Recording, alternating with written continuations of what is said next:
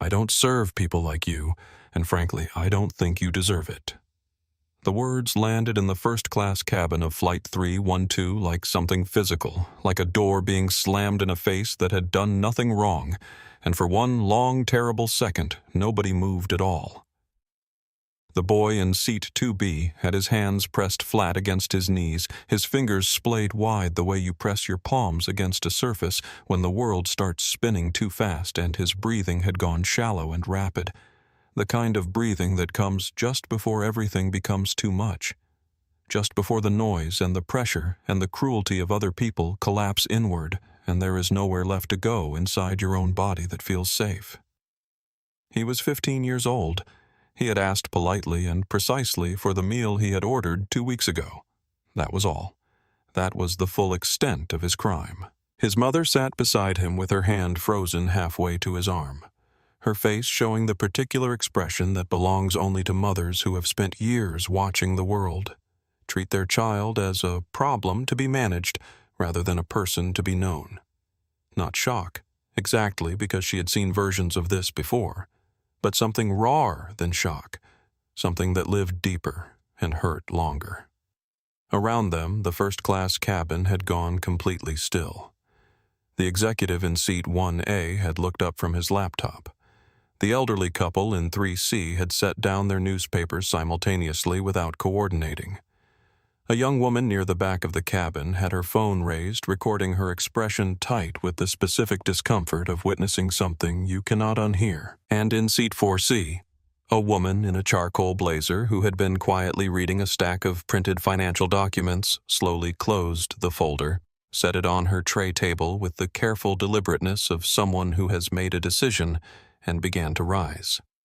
She did not rush. She did not raise her voice. She simply stood up with the kind of absolute, unhurried authority that makes rooms go quiet all by itself, and everyone in that cabin understood in the particular way you understand things before they are explained that something was about to change.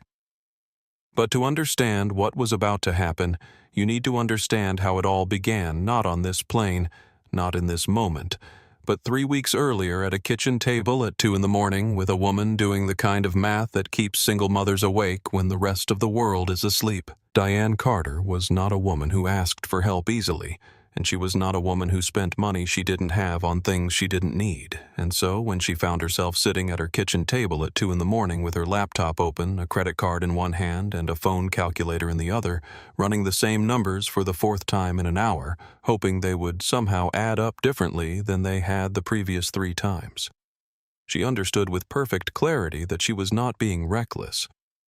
She was being a mother. The kitchen was small and clean. The kind of clean that comes from discipline rather than ease from a person who has learned that controlling the small things in your environment is sometimes the only control you get. A single lamp burned at the end of the counter. The rest of the apartment was dark and quiet. Noah asleep down the hall, his door slightly open the way she preferred it even now, even though he was 15 and would tell her in his precise and literal way that there was no functional reason for her to monitor his breathing while he slept. She worked double shifts at the hospital 4 days a week, running the lab on the overnight rotation, because the overnight differential added 11% to her base pay, and 11% when you were doing the kind of math Diane Carter did every single month was the difference between possibility and the absence of it. She had skipped her own lunches for 6 weeks, packing Noah's carefully while eating nothing herself, telling herself she wasn't hungry, when the truth was simpler and harder than that. She had sold the small gold earrings her grandmother had given her, the ones she wore on the occasions when she wanted to feel like something more than the sum of her exhaustion, because the resale shop on the corner offered $40 and $40 was $40. 3 weeks of this arithmetic had produced a number that almost matched the number on the screen in front of her, the price of 2 first-class tickets on Flight 312 from their home city to Detroit. And she stared at the gap between those 2 numbers for a long time before she opened a different browser tab and transferred the last of what she had been saving for a new pair of work shoes. She was not buying first class because she wanted luxury, or because she thought her son deserved special treatment in the way that phrase is usually meant with its implication of unearned privilege and inflated expectations. She was buying first class because economy class was not survivable for Noah in any meaningful sense of the word, because the noise and the crowding and the constant unpredictable movement of other passengers and the crying of babies and the smell of food from the back galley and the particular social pressure of sitting 3 inches from a stranger for several hours all converged in economy into a level of sensory input that did not merely make Noah uncomfortable, but actively dismantled him, leaving him unable to regulate or function for anywhere between 18 hours and 3 days afterward, and the National Mathematics Olympiad began 36 hours after Flight 312 was scheduled to land. First class meant space. First class meant quiet. First class meant a curtain between Noah and the chaos of a full commercial aircraft, meant a seat wide enough that no stranger's elbow would press against his, meant the controlled, predictable environment in which his mind operated at its best rather than its most defended. Diane closed the laptop at 2:47 in the morning, tucked the booking confirmation into a manila folder she labeled in her precise block handwriting Noah's shot, and sat for a moment in the quiet of her kitchen before turning off the lamp and going to bed. She had spent everything she had. She had bought him one fighting chance. That was what mothers did. Noah Carter had known since he was 7 years old that the world was made of patterns, and that most people simply didn't look carefully enough to see them, and that this was not their fault exactly, but was also not something he could fix for them. And so he had learned over the years to exist in the space between his own perception and everyone else's, without spending too much energy grieving the distance. His teachers had noticed when he was in 2nd grade. Not because he was disruptive, he was never disruptive. Disruption required a kind of social engagement he found exhausting and unnecessary. But because he finished every worksheet before the other students had read the instructions, and because when they asked him to show his work, he produced not the step-by-step calculations they expected, but elegant compressed notation that skipped intermediate steps the way a person who can see the destination clearly doesn't need every sign along the road. His 2nd grade teacher, a woman named Mrs. Okafor, who had 30 years of experience and recognized exceptional children in the particular way that only experienced teachers can, had called Diane after the 3rd week of school and said carefully and clearly that she thought Noah should be tested. He was tested. Then he was tested again by different people with different instruments.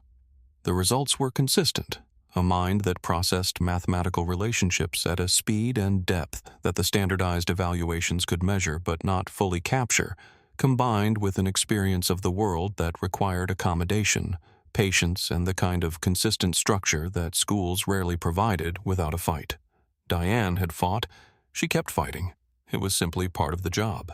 By the time Noah was 10, his principal had recommended specialized programs in 2 different cities, both of which would have required moving, both of which Diane had investigated thoroughly and declined for reasons that were practical and loving in equal measure, because moving meant disrupting the specific geography of Noah's daily life.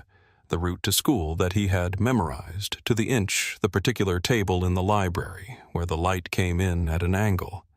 He preferred the corner store where Mr. Alvarez already knew not to initiate conversation, but always set the right change on the counter without being asked. And because Diane understood that stability was not a luxury for her son, but a necessity as real and specific as medication.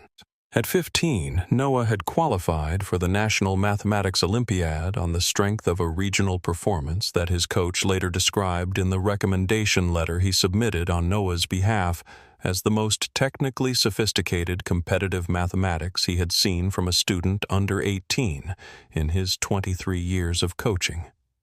He was one of 196 qualifiers nationally. He was the youngest competitor in 8 years.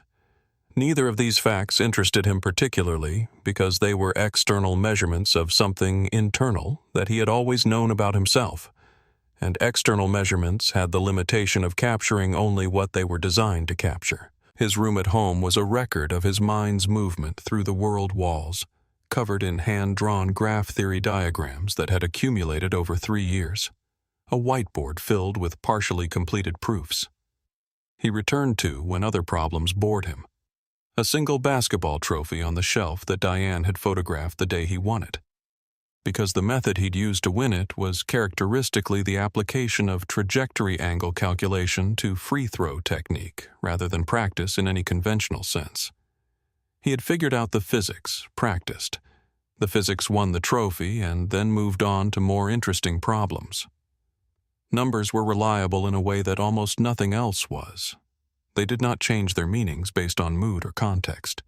They did not look at him differently on the days when the world was too loud and he needed to be somewhere very quiet and very still. They did not require him to interpret subtext or navigate implication or guess at what was meant beneath what was said. A prime number was a prime number on every day of every year, regardless of what else was happening. And there was a profound and sustaining comfort in that consistency that Diane understood even if she could not fully share it.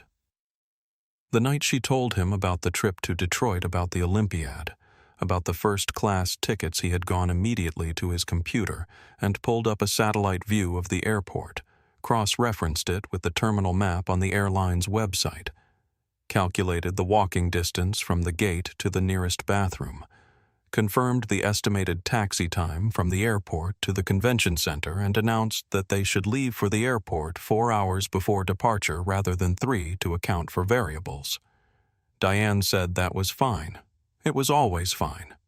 She had learned 14 years ago to build her timelines around his. The night before departure, Diane packed Noah's carry-on bag with the practiced efficiency of someone who has performed this ritual enough times that it has become a kind of language. Each item placed in its designated compartment, not arbitrarily, but according to a logic developed over years of learning what worked and what didn't, what helped and what made things worse, what her son needed to move through the world without being consumed by it.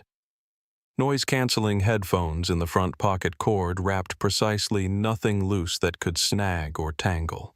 The weighted lap pad folded in thirds the way he preferred. A Ziploc bag containing 3 specific snacks, plain rice crackers, a particular brand of plain pretzels, 2 squares of plain dark chocolate, all of them. Textures that Noah could tolerate when his sensory system was already working hard. All of them purchased at the same store, same brands, because variation was its own kind of disruption. A backup charging cable, a stim cube in the small inner pocket where his hand could find it without looking. Noah appeared in the doorway of his bedroom while she was finishing his backpack already on his shoulders, despite the fact that their flight was not until 11 the next morning. He was wearing the hoodie he wore for everything that mattered. Dark blue, slightly oversized soft cotton worn to an almost imperceptible texture that he had declared at age 12 the single most tolerable fabric he had encountered. And he was holding his competition notebook against his chest, the way other people hold things they are afraid to lose. "What if I don't perform at my best?" he asked, not looking at her directly, but looking at the wall slightly to her left, which was his way of paying attention that she had long since stopped misreading. Diane set down what she was holding and turned to face him. She was a woman who had been careful throughout his life not to make promises she couldn't keep, because Noah remembered everything and held her to every word, and because she thought the most important thing she could teach him was that honesty was more sustaining than comfort. "You're going to do exactly what you've prepared to do," she said. "And what you've prepared to do is extraordinary. And even if the results don't show that I already know it and I'm already proud, and that part is not going to change based on what happens in Detroit." He nodded once, the specific nod that meant he had received the information and found it sufficient, and his shoulders, which had been carrying something invisible and heavy, came down slightly. Morning arrived early and gray, and they reached the airport 3 hours before departure, 1 hour less than Noah had requested.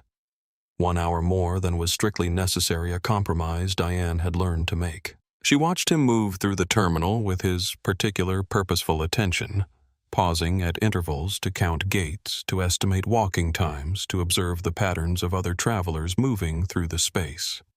And she understood, as she always did in these moments, that this was not anxiety but calibration, the precise and necessary work of a mind preparing itself for a world that required extra effort just to navigate safely.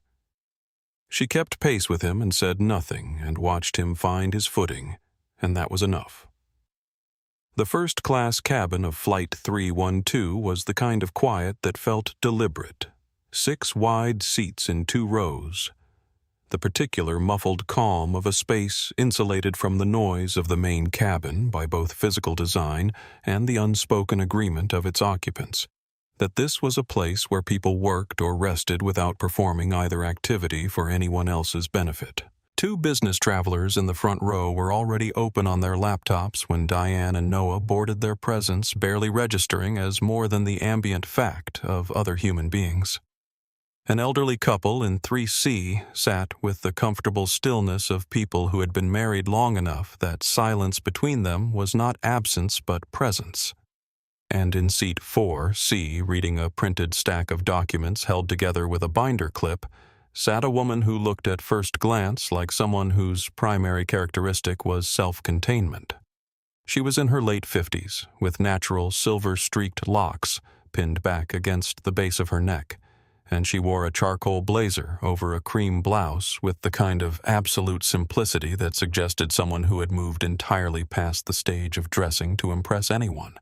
No laptop open, no phone visible. Just the documents and a pen she was using to make small marginal notes in a handwriting so compact it was nearly illegible from a distance, and a quality of attention so complete that she seemed paradoxically to be doing nothing and everything simultaneously. Diane settled Noah into seat 2B, the window seat per his preference, and per the booking she had made specifically for this purpose, and watched him orient himself to the space with the efficient, methodical focus she knew so well, measuring distances, cataloging the location of the call button, the overhead light, the tray table release, the window shade mechanism. He put his headphones on, set, the white noise running, and his fingers began their rhythmic tap on his knee, 1 2 3 4 1 2 3 4, the pattern that meant he was managing, that the environment was acceptable, that the calibration was working. In 4C, the woman with the documents glanced up. It was not a long look. It was not the staring, assessing, slightly anxious look that strangers sometimes directed at Noah in public spaces, the look that Diane had learned to intercept and redirect with a practiced social neutrality that cost her more energy than it appeared to. It was something different, something quieter and more specific, the look of a person who recognizes something she has seen before, not in photographs or news reports, but in her own experience, her own history, her own mirror on the difficult days.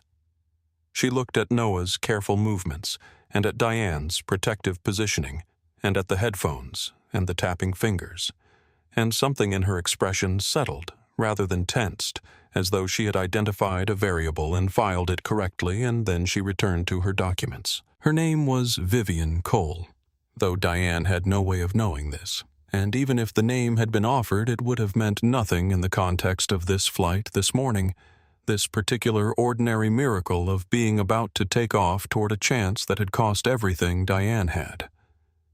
What the name meant in other contexts was this.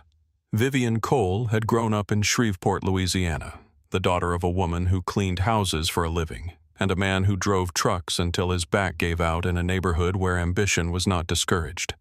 Exactly, but was not particularly encouraged either, where the ceiling of reasonable expectation was clearly marked, and most people stayed beneath it without too much grief because the ceiling was real and fighting it was exhausting. She had left at 17 with a scholarship to a state university that no one in her family had attended before, and she had built over the next 4 decades a technology company whose reach was now global and whose valuation placed her in a category of wealth so unusual that journalists writing profiles of her tended to circle the number several times before publishing it, as though repeated proximity might make it comprehensible. She was a majority shareholder in the airline whose first-class cabin she was currently occupying. She was traveling to Detroit to finalize the purchase of a 1967 Shelby GT 500, a car she had watched roll through her childhood neighborhood, driven by people who looked nothing like her. A car she had decided at 9 years old that she would own someday, a decision that had sat inside her through all the years of being told no and dismissed and underestimated until the day it became simply a matter of logistics. None of this was visible in the charcoal blazer and the binder-clipped documents. She was simply a woman in a seat making small notes in the margins, glancing up occasionally with those watchful, measuring eyes that missed nothing. When the flight attendants began their pre-flight preparations, Vivian Cole set down her pen and observed them with the same complete attention she gave everything, and she noted specifically and without judgment which passengers each attendant registered when they moved through the cabin and which ones they looked past as though they were not quite there. She noted this, and she remembered it, and she returned to her documents and waited.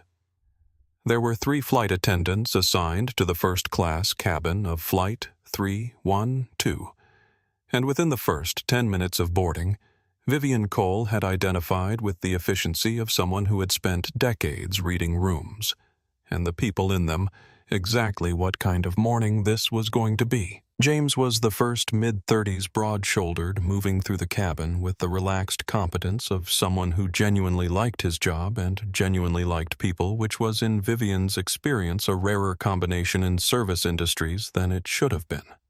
When he passed Noah's row during the initial boarding check and noticed the headphones and the specific quality of Noah's self-contained focus, he did something small and significant. He adjusted his approach without being asked, moving more quietly when he was near row 2, not reaching past Noah to adjust anything in the overhead space without first saying clearly and calmly what he was about to do. He had either worked with neurodiverse passengers before, or he was simply paying close enough attention to understand what was needed. Either way, Vivian noted it. Renata was the second, a woman in her 40s with efficient movements and a warmth that expressed itself in practical rather than performative ways.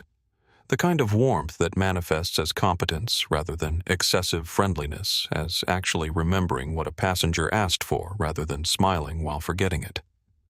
She and James had an easy working rhythm together, the kind that comes from either long practice or genuine compatibility or both. And then there was Kristen Voss.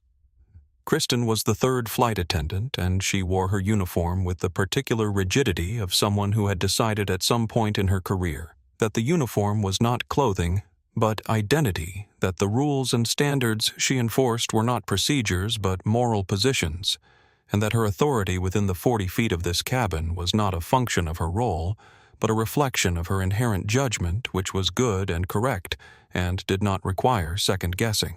She had platinum blonde hair pulled back so tightly it looked uncomfortable, and she moved through the cabin with a bright professional smile that functioned, Vivian thought, less like an expression of goodwill and more like a boundary marker. I am performing pleasantness at you, and you will perform it back at me, and we will both pretend this constitutes human connection. During the initial water service, the small ritual of offering sparkling or still to each passenger as they settled in, Vivian watched Kristen move from the front of the cabin to the back, and she watched her stop at 1A at 1B, at 3C at 5A and 5B and 6C, and she watched her walk past row 2 without stopping, without turning her head, without giving any indication that the 2 passengers in seats 2A and 2B existed in any practical sense, and then continue to the next row as though the gap had not occurred. Diane noticed. Vivian could see it in the slight tension that entered Diane's posture, the way she looked at the water glass she didn't have, and then looked at Kristen's retreating back with an expression that was careful and controlled, and contained something much larger beneath the surface. Noah did not notice because his headphones were on, and his attention was directed inward, and he was already in the particular focused calm that meant he was managing well, and Diane's first priority was keeping it that way, which meant not reacting to small injustices in ways that might disturb the equilibrium she had worked so hard to establish for him. Vivian set down her pen and watched and did not look away. 2 weeks before Flight 312 departed, Diane Carter had called the airline's special services line and navigated 23 minutes of hold music before reaching a human being, at which point she had explained with the patient precision of someone who has made this kind of call many times and has learned that patience and precision are the only tools that reliably work exactly what her son needed. Plain chicken pasta. No sauce of any kind. No herbs, no seasoning beyond salt. Nothing added after cooking that would alter the texture or introduce flavors he hadn't anticipated. Room temperature. Ginger ale not cold because cold carbonation was one of several sensory experiences that could set off a cascade of discomfort. Plain crackers of the specific variety she had listed by brand name. She had asked the representative to read back the order. She had written down the confirmation number. She had requested and received a confirmation email, which she had printed and placed in the manila folder labeled Noah's Shot, alongside the booking confirmation and the competition registration documents. She had also called back the following day to verify. The second representative confirmed the order was in the system.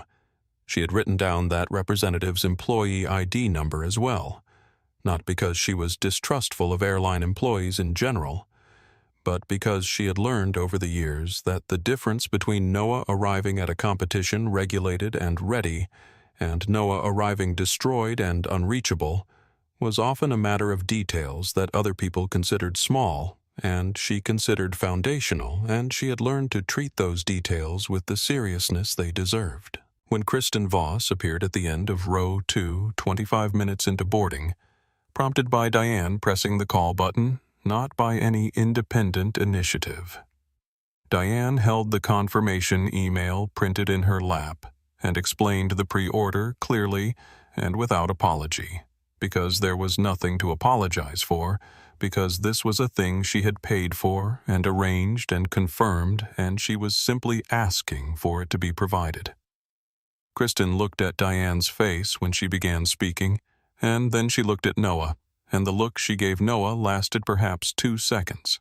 The hoodie, the headphones still on one ear, the fingers tapping their quiet rhythm on his knee, the averted gaze, and something in her expression made a decision in those 2 seconds that had nothing to do with the availability of plain chicken pasta and everything to do with a calculation Diane recognized immediately and had spent 15 years learning to navigate without losing her composure entirely. "I'll check on that," Kristen said in the flat tone of someone who has no intention of checking on that, and turned and walked directly to the forward galley. Diane watched her go. She watched Kristen enter the galley, disappear for perhaps 15 seconds, and then re-emerge, and she watched Kristen walk directly to the man in seat 1A and offer him a second glass of sparkling water with the full warmth of her professional smile deployed at its maximum intensity, and then move to 3C and ask the elderly couple whether they were comfortable, and then proceed down the aisle checking on every passenger except the 2 in row 2. 10 minutes passed. Diane kept her face neutral for Noah's sake. 15 minutes. Noah had his headphones back on both ears now and was breathing steadily, fingers still tapping somewhere in the calm interior landscape where numbers made sense and the unreliability of people did not intrude. The captain's voice came over the intercom announcing clearance for departure. Noah lifted one side of his headphones and looked at his mother with a directness that he reserved for specific important questions. "Mom, where is my food?" Diane pressed the call button again, and this time she kept her hand on it until the light stayed steady, and she was certain it had registered, and she sat with her printed confirmation email in her lap and her son beside her. And 14 years of exactly this kind of moment compressed into the particular quality of stillness she had learned to maintain when the alternative was something she could not afford.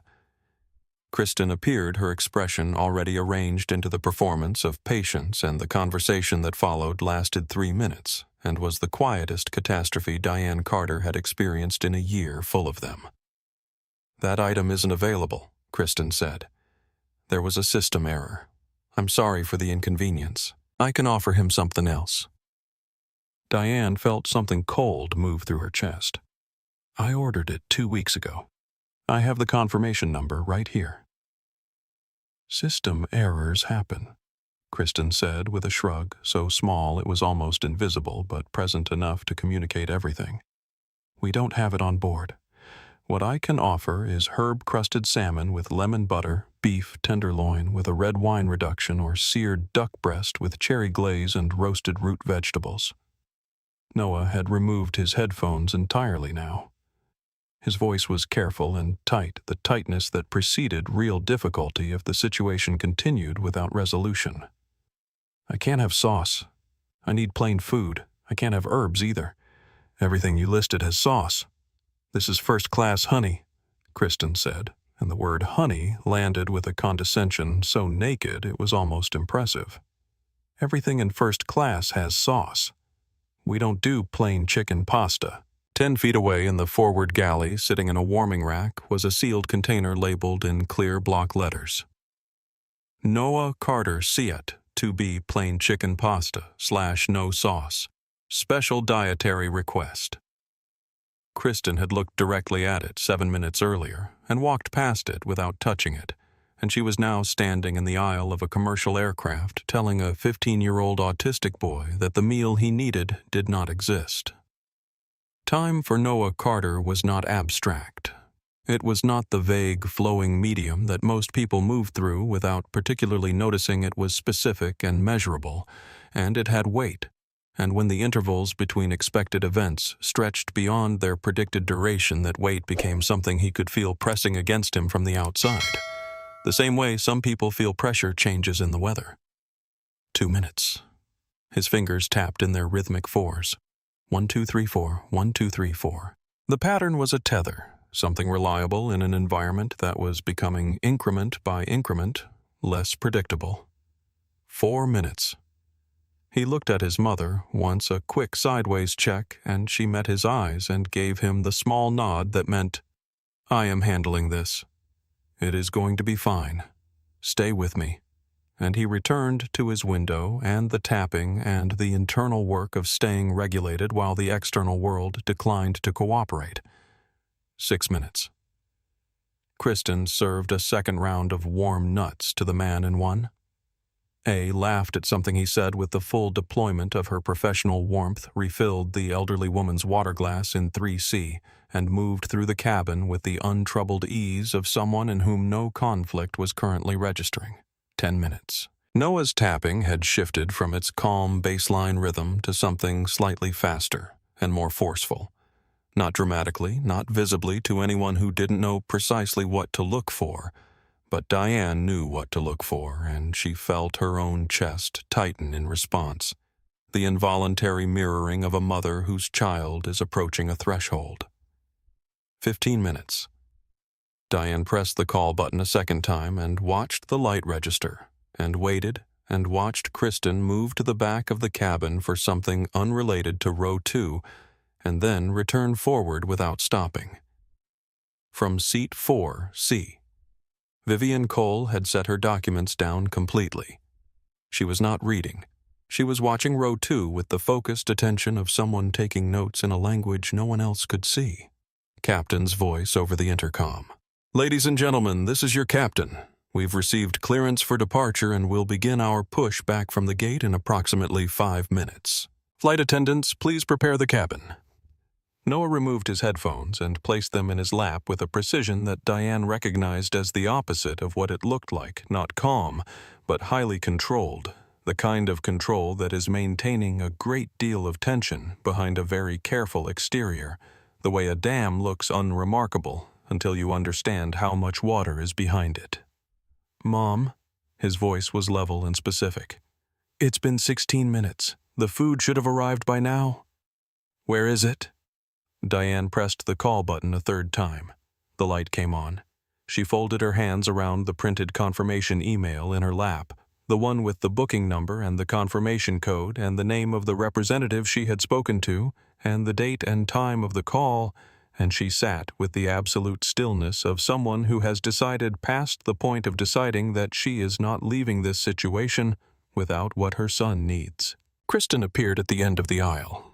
her expression the thin patience of someone who considers being summoned repeatedly a form of aggression, and Diane looked at her and said very clearly and very calmly, "We are still waiting." What happened next took less than 4 minutes from start to finish, but it had the quality of something much longer, the quality of a thing that keeps happening after it technically ends, that continues to unfold in the body and the memory long after the moment itself has passed. Kristen stood at the end of the aisle and said for the second time that the item was not available, that she had already explained this, that she understood it was frustrating, but there was nothing further she could do, and the flatness of her delivery, the complete absence of anything that acknowledged the human dimension of what she was saying, that a child had a need, and that need was going unmet, and that this was not a minor inconvenience but a real and specific problem with real and specific consequences, was in its way more offensive than anger would have been. Diane set the printed confirmation email on the tray table in front of her and turned it so Kristen could read it from where she stood. "I have the confirmation number. I have the representative's employee ID. I have the date and time of the call. I called twice. I am asking you to look in the galley one more time because I know that meal is on this plane." Kristen looked at the email. She looked at Diane. She looked at Noah. Her voice, when it came, had dropped to something harder underneath the professional surface, something that was no longer quite pretending to be neutral. "Ma'am, I have told you twice that the item isn't available. If you continue insisting, I'm going to need to ask you to lower your voice and allow me to complete the cabin service." "I haven't raised my voice once," Diane said, which was true, and they both knew it. "I am asking for the meal I paid for my son, who has dietary restrictions related to his autism."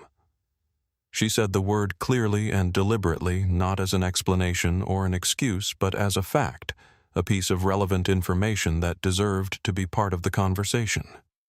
"He cannot eat any of the items you listed. He needs plain food." The word autism settled into the cabin, and everything in the cabin responded to it. The executive in 1A looked up from his laptop. The elderly couple in 3C paused in their separate reading simultaneously. A young woman further back shifted in her seat.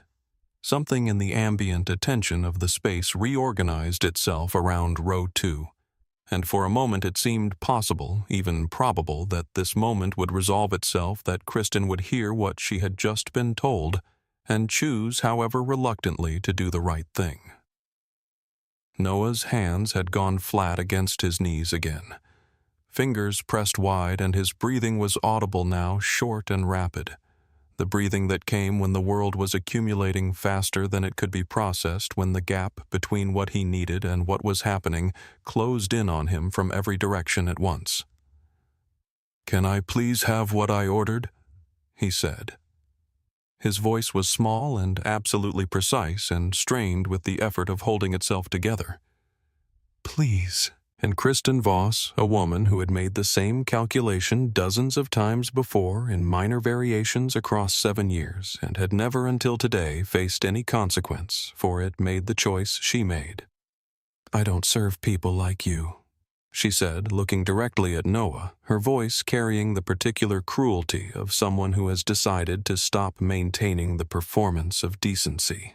"And frankly, I don't think you deserve it." The silence that followed was absolute. Every conversation in the first-class cabin stopped. Every head turned. The executive in 1A stared. The elderly woman in 3C sat with her hand pressed to her mouth. The young woman in 5B had her phone up, recording before Kristen finished the sentence, her face tight with the specific discomfort of witnessing something you cannot unhear and cannot pretend you didn't hear. Noah's hands flew to his ears. His eyes closed. His body began a slight rhythmic rocking, the involuntary response to emotional and sensory overload to a world that had just announced itself to be exactly as hostile as the worst days had taught him it could be. In 4C, Vivian Cole's financial documents were already on the tray table, already set down, already finished with, and Vivian Cole was already standing. She did not rush.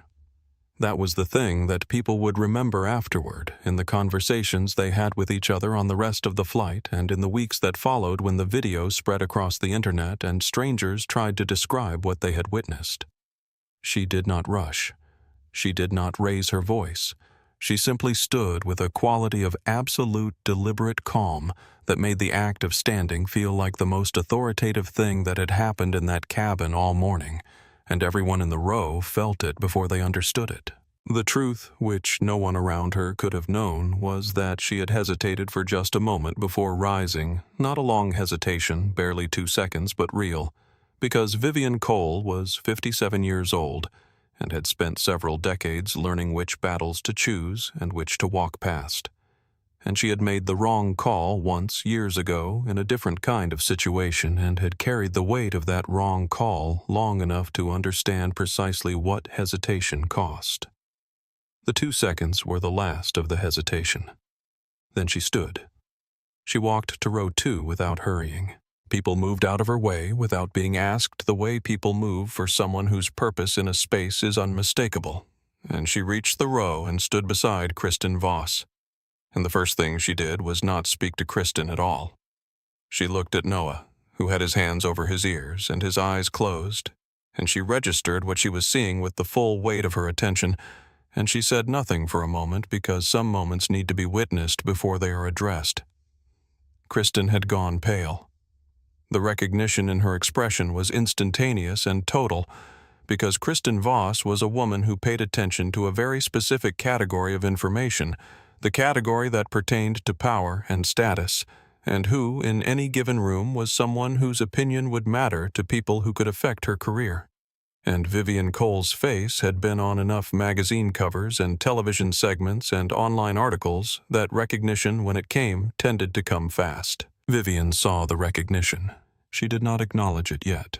Kristen Voss, she said quietly and with perfect clarity, naming the flight attendant the way you name something when you want to make clear that you see it completely and accurately, and it cannot disappear back into anonymity.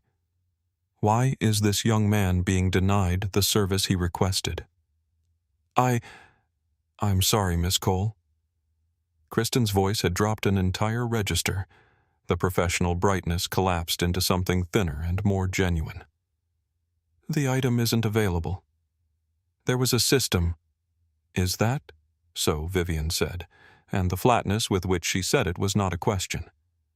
She turned slightly, not breaking the stillness of her posture, and looked toward the galley. Renata, who had been standing near the galley entrance, watching the scene with an expression that combined the discomfort of proximity to injustice with the particular tension of a person who works beside someone who has just done something indefensible, stepped forward immediately. Can you check the galley for a pre-ordered plain chicken pasta for the passenger in seat 2? Vivian asked. Renata went. She was gone for 23 seconds. When she returned, she was carrying a sealed white container, and the label on the container was visible from 3 rows away. Noah Carter. Seat 2. B plain chicken pasta / no sauce. Special dietary request. Flight 3. 1, 2. The whispers that moved through the cabin were quiet but unmistakable. She was lying. It was there the whole time. Oh my God. Phones that were already recording continued to record. A second phone appeared. Vivian looked at the container in Renata's hands and then looked at Kristen Voss, and what was in her eyes was not rage exactly. It was something older and more controlled than rage. The quiet fury that comes from a lifetime of watching this specific thing happen in 1,000 different forms. The fury that has been refined by decades of experience into something precise and purposeful rather than explosive. Diane beside Noah had tears moving silently down her face. Please, she said, to no one in particular, to everyone. He just needs this to stay calm. He needs routine. I spent months saving for these tickets just so he could have a quiet space, and now she's treating him like... Her voice broke on the last word, and she didn't finish the sentence, and she didn't need to. Vivian knelt briefly beside Noah's seat, not to Diane, not to the cabin, but to Noah, and said close enough that only he could hear it clearly. "You're safe. I'm handling this." Then she stood. She turned to Kristen. "You have one choice remaining. You deliver that meal to Noah with a genuine apology, or I call the CEO of this airline, a woman I had dinner with 3 weeks ago, and I describe in specific detail what a majority shareholder in this company personally witnessed in this cabin this morning. You may choose." Kristen stared at her. Majority shareholder Vivian confirmed for the cabin's benefit as much as Kristen's. Then she walked to the cockpit, knocked once, and opened the door. Captain Dwight Harris looked up from his pre-departure instruments, a man in his early 60s with the particular settled authority of someone who has captained long enough to have seen most things and remained unrattled by them. But he had not seen this. Captain Harris Vivian Cole said in the same quiet and absolute voice she had used throughout, "Do not move this plane until the young man in seat 2B receives the meal he ordered. I am a majority shareholder in this airline, and I will not tolerate discrimination of any kind on any aircraft in which I hold investment." Harris looked past her. He saw Noah Carter with his hands over his ears. He saw Diane with tears on her face. He saw Kristen Voss standing in the aisle with her hands shaking, holding nothing, with Renata beside her holding a sealed container with a boy's name on it. He saw the phones recording. He understood. He reached for the radio. "Flight 312 to ground control. We need to hold at the gate. Passenger service issue requiring immediate resolution. Copy that. 312. Hold at gate." The engines, which had begun their quiet preparation for departure, went still. The plane did not move. Kristen Voss walked to row 2 with the deliberate measured movements of someone who has been stripped of the thing that made her feel powerful and is navigating the aftermath without any remaining internal resource for grace. Her hands were trembling finely, not dramatically, the way hands tremble when adrenaline has nowhere to go, and the container she carried was the same container that had been sitting in the warming rack for the better part of an hour, labeled with Noah's name, waiting to be given to him, having been declined by the person whose job it was to give it. She set it on the tray table. She said in a voice from which every inflection had been removed, "I apologize. Here is your meal."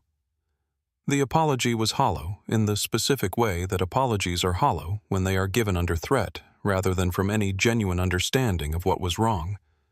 And everyone in the cabin knew the difference, the way people always know the difference, because human beings are exquisitely sensitive to the distinction between remorse and performance, even when they cannot articulate precisely why one feels different from the other. Noah did not look at her. He still had his eyes forward, his breathing returning gradually to its baseline, the storm inside him subsiding by increments the way it always did, not quickly, not in response to reassurance, but through the slow, internal work of regulation that his nervous system did on its own timetable, regardless of what anyone else needed from him. He was not ready to look at the person who had hurt him, and there was no requirement that he be. Diane accepted the apology with a single nod, not warmly, not coldly, but with the specific kind of controlled acknowledgement that means, "I have heard this, and I am moving forward, and I do not owe you my forgiveness simply because you said the words." She opened the container, confirmed its contents, and began preparing Noah's tray with the practiced efficiency of someone who has done this in many different settings, under many different conditions, and has learned to make the ritual of preparation itself into a kind of reassurance. From the back of the cabin, Patricia, the head flight attendant, a woman who had spent 18 years in this industry and whose expression had been hardening since the moment Renata returned from the galley with the labeled container, appeared at Kristen's shoulder and said very quietly in a voice designed to carry no further than Kristen's ear, "Back galley. You are done in first class for the rest of this flight. We will discuss the full situation when we land." Kristen retreated. The cabin held the particular atmosphere of a space where something wrong has been partly righted, but not forgotten. The tension not gone, but transformed less like a coiled spring, and more like the air after a storm when the worst has passed, but the evidence remains, and the meaning of it is still being absorbed. James moved quietly to row 2 and asked if he could get Noah anything else. Noah, without looking up, said, "Room temperature ginger ale." James brought it in less than 90 seconds. Noah ate his plain chicken pasta slowly and methodically, each bite measured and the color returned to his face in gradual increments, and his mother kept her hand near his arm without touching it, available if needed, absent from his space if not. 20 minutes after the meal was delivered and the cabin had settled into something approaching its original quiet, Vivian Cole rose from seat 4C and walked to row 2. She did not arrive with a speech prepared. She did not sit down uninvited or position herself in a way that required Noah to manage an unexpected physical proximity before he had finished managing everything else. She stopped at the end of the row, waited until Noah had finished his last cracker and set the packaging aside with his characteristic precision, and then she waited one more moment until he reached up and lifted his headphones away from his ears on his own. Not because she asked him to, but because he had evidently registered her presence and chosen on his own terms to be available. "Noah," she said, "may I speak with you for a moment?" He looked at her in his way, not full eye contact, but the sideways peripheral attention that was his genuine listening, the attention that was actually more complete than full eye contact because it was real rather than performed. He nodded. She pulled the armrest of the empty seat across the aisle down and sat, not hovering over him but level with him, which was a specific and deliberate choice, and she asked him a question about the mathematics Olympiad. What category of problems the final round typically featured, whether he found combinatorics or number theory more naturally engaging. A real question asked with genuine curiosity, not the performed interest of an adult managing a child. He answered. 3 sentences precise. Direct the particular focused language he used for things he actually cared about, and his hands, which had been still since he started eating, had resumed their calm tapping rhythm, not the distressed rapid tapping of before, but the slower, more even baseline rhythm that meant he was regulated, that the worst had passed. "I failed calculus twice in college," Vivian said. And there was no self-deprecation in how she said it, just the fact of it. "Took it a 3rd time with a different professor and passed easily. The material hadn't changed. My understanding of what it was asking had." Noah was quiet for a moment. "Calculus isn't difficult once you understand the fundamental theorem," he said. "After that, it's just identifying which rate of change you're working with." "Everything is rates of change for you, isn't it?" Vivian said. "Not a question." "Patterns," he said, "mostly patterns. Rates of change are just patterns over time." She looked at him steadily. "What just happened on this plane," she said, "had nothing to do with you. I want you to understand that clearly and specifically. That woman's decision to treat you the way she did reflects nothing about you. It reflects something broken in her, not something broken in you." Noah was quiet. Then, "Sometimes people treat me like I'm broken." Vivian did not rush past this. She let it sit. Then she said, "When I was 12 growing up in Shreveport, my homeroom teacher told my mother that girls from neighborhoods like ours weren't built for the kind of ambition my mother was describing. She said it in a parent-teacher conference with me sitting right there." She paused. "I didn't argue with her. I just went home. And I kept working." She did not explain what the story meant. She did not connect it explicitly to Noah's situation or tell him what conclusion he should draw. She simply set it down between them and let it be what it was. After a moment, Noah said, "She was wrong about you." "Yes," Vivian said. "She was." She stood, reached into the inside pocket of her charcoal blazer and produced a business card which she held toward Diane rather than Noah, respecting the particular protocol of their relationship. After the competition, whatever the result, call the number on the back. I run programs for young people with exceptional mathematical ability, scholarships, research mentorships, summer intensives at universities. Noah deserves access to every resource that exists for minds like his. Diane took the card with both hands, which was not a gesture she had planned, but simply what her hands did, and she was crying again quietly without apology. "I don't know how to thank you. If you hadn't, I was here," Vivian said simply, cutting the sentence off not unkindly but firmly. "That's what mattered. Call the number."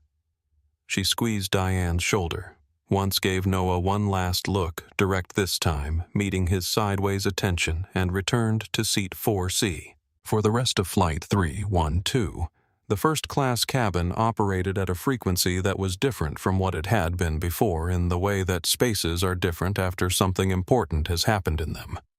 Not dramatically different, not theatrical, but subtly and genuinely changed in the quality of the attention people were paying to each other and to the moment they were collectively inside. James and Renata had divided Kristen's responsibilities between them without being asked, absorbing the additional workload with the quiet competence of people who understood that the situation required professionalism and chose it. They checked on row 2 every 20 minutes, not intrusively, not with the overcompensating warmth of people managing guilt, but with the simple practical attentiveness of someone doing their job well because the job mattered. Extra ginger ale for Noah brought it room temperature without being requested. A quiet word to Diane, confirming that full incident statements had been documented and submitted to Patricia. Small dignities extended consistently, not as performance, but as repair. In the back galley, Kristen's phone was buzzing continuously in her pocket, and she was not allowed to answer it, and she knew with the specific dread of someone watching a consequence arrive that cannot be stopped, that she was watching her career end in real time. The video had been posted before the plane even pushed back from the gate. It had been shared 400 times before they reached cruising altitude. Her name was in the comments correctly spelled alongside the airline's official handle, tagged repeatedly by people who were tagging it because they wanted something done and understood that public accountability was how something got done. Patricia had taken formal statements from James and Renata separately in the back, while the cabin was in its post-meal quiet. Both had confirmed the same thing: the container had been in the galley since before boarding. Both had confirmed seeing Kristen pass it. Patricia had noted this in the incident documentation with the expressionless thoroughness of someone building a record that will withstand scrutiny. What happened next in the cabin was quieter than anything that had preceded it, but in its way it was the most significant thing of all.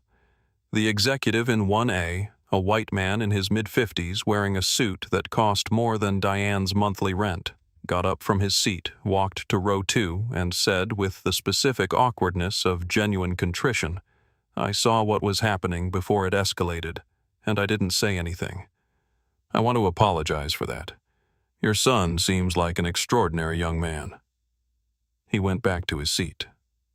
The elderly woman from 3C squeezed Diane's hand when she passed on the way to the bathroom.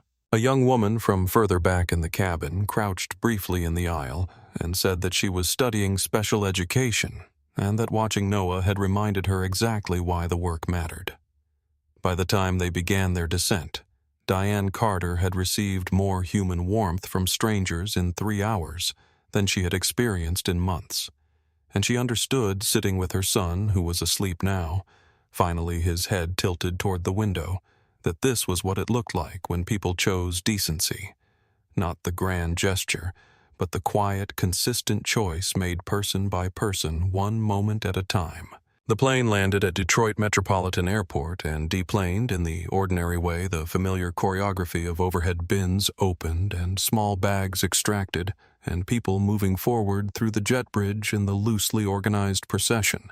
That means a flight is over, and the day continues, and Kristen Voss was the last person off the aircraft, which was not customary but had been arranged. Patricia walked with her. Not beside her exactly, but close enough that the escorting quality of the proximity was clear to anyone watching. And there were people watching because several passengers had paused in the gate area to observe the conclusion of something they had been part of and felt some ownership over. Kristen's phone had 430 notifications, a number that had been climbing steadily since the video was first shared and was continuing to climb because the video was currently being reshared by accounts with large followings who were adding captions like, "This is what discrimination against autistic passengers looks like, and do better," and the name of the airline tagged repeated the mechanism of public accountability doing exactly what it was designed to do. She knew what this meant. She had worked in this industry long enough to know that there was a threshold beyond which union protection and seniority and years of service became irrelevant, a threshold defined not by internal policy, but by the convergence of documented evidence and public pressure into something that an airline's communications team could not manage around. And she had crossed that threshold. At the moment she said, "I don't serve people like you," into the recording range of 4 separate cell phones. What she had not understood in the moment she said it was that she had made this calculation before, had looked at a black passenger or a passenger who was visibly disabled, or a passenger who did not fit the internal taxonomy of someone she felt deserved her full professional attention, and had made the decision to withhold service or courtesy or basic acknowledgement, and nothing had happened, and the nothing happening had convinced her over 7 years that the calculation was safe. She had been making the same calculation for 7 years. This was simply the day it was recorded. Within 48 hours, the airline's Human Resources Department would complete its investigation, review the flight recordings, the incident documentation, and James and Renata's statements, and terminate Kristen Voss's employment. Her union would file a grievance. The grievance would be reviewed and denied on the grounds that the evidence was unambiguous and the conduct was terminable under the contract's anti-discrimination provisions. Kristen would spend the following months discovering that her name when searched returned thousands of results, all of them variations on the same story, and that this was not a story from which careers in customer-facing roles in the travel industry recovered easily, and that the world she had moved through with the confidence of someone who believed her judgments were invisible had been the entire time a world in which those judgments could be seen by anyone who paid enough attention. In gate B14, as she walked past the boarding areas toward the employee exit, Kristen Voss passed a boy in a dark blue hoodie standing next to his mother with a backpack on his shoulders and a competition notebook held against his chest. And he did not look at her, and she looked at him, and the distance between those two things was the full measure of what she had done. The private car was waiting at the terminal, a black sedan with a driver who was standing outside holding a small sign with her name on it and who had been waiting 47 minutes longer than scheduled because the flight had been held at the gate and then delayed slightly further by the formal documentation process Patricia had initiated before pushback. Vivian did not get in immediately. She stood near the arrivals curb and watched Diane and Noah come through the sliding doors, Noah with his backpack on and his competition notebook pressed to his chest. Diane pulling their single carry-on bag with one hand and checking her phone with the other. And she watched them find the shuttle pickup area for their hotel and join the queue, and move forward in the line and eventually board the shuttle and disappear into the airport's traffic.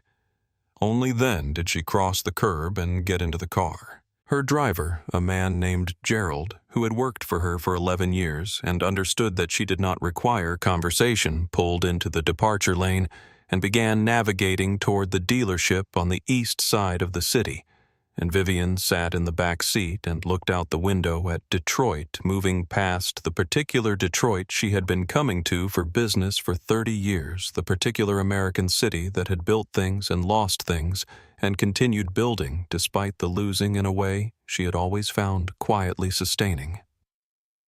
She thought about the Shelby GT 500 waiting for her at the dealership, the specific shade of silver blue she had requested the restored interior. The sound of an engine she had been hearing in her imagination since she was 9 years old, watching those cars roll through streets that were not built to produce people who could own them. She had told herself for 30 years that the car was the victory. She knew in the back seat of Gerald's sedan, watching Detroit slide past the window, that she had been wrong about what the victory was. The victory was the sound of Captain Harris's voice on the radio saying, "Hold at gate." The victory was the plane sitting still while the world waited for one boy. She did not say this to Gerald. She simply looked out the window at the city and let it be true.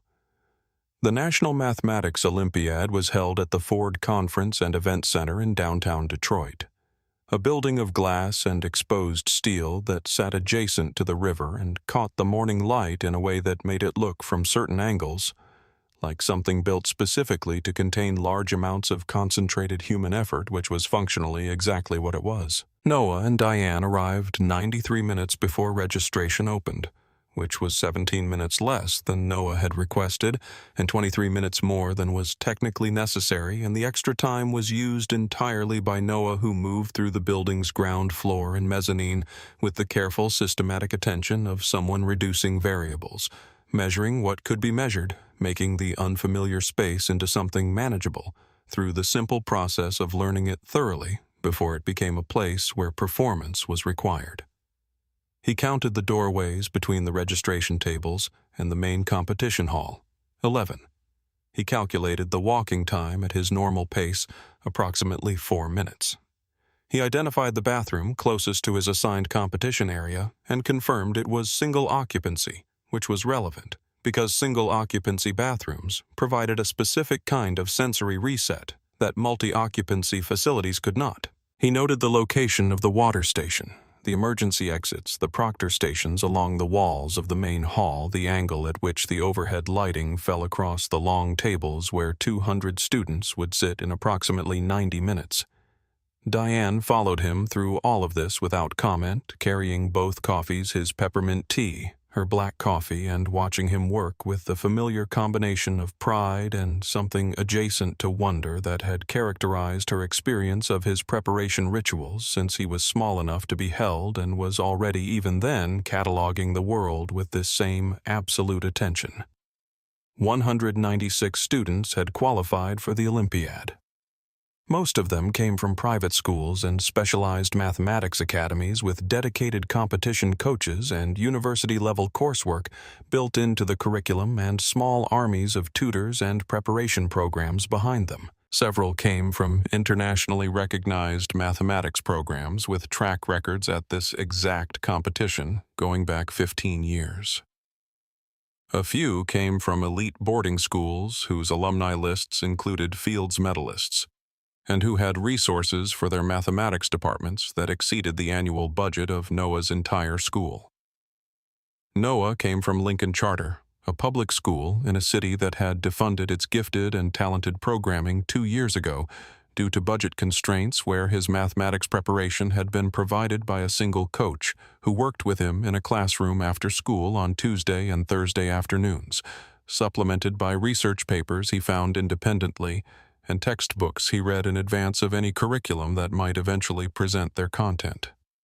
His registration form listed his school, his grade level, his age, and the qualifier score that had placed him among the top 196 mathematical minds in the country at 15. At the registration table, the volunteer who checked Noah in was a retired professor from the University of Michigan's mathematics department, a white-haired man with reading glasses and the kind of genuine enthusiast's energy that doesn't require an audience. He read Noah's registration form and looked up with real interest. "Lincoln Charter," he said. "Public school. Excellent. We need more public school representation in rooms like this. Too many of these competitions are starting to look like private academy invitational."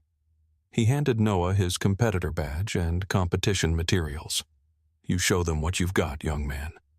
Noah filed the comment away, put his competitor badge in his left jacket pocket, and went to find his assigned seat. The competition hall held 196 individual desks arranged in 14 rows of 14, each desk separated from its neighbors by exactly 3 feet in each direction, a precision that was Noah noted consistent with standard competition parameters, and also considerably better than the desk spacing in most of the classrooms he had ever occupied, which were designed for 30 students in rooms that could comfortably hold 20.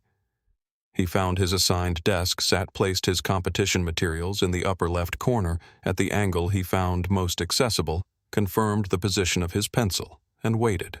Around him, students fidgeted in the ways that people fidget before things that matter. A girl 3 desks to his left was reviewing handwritten notes on index cards with the focused intensity of someone trying to push information into permanent memory through sheer repetition.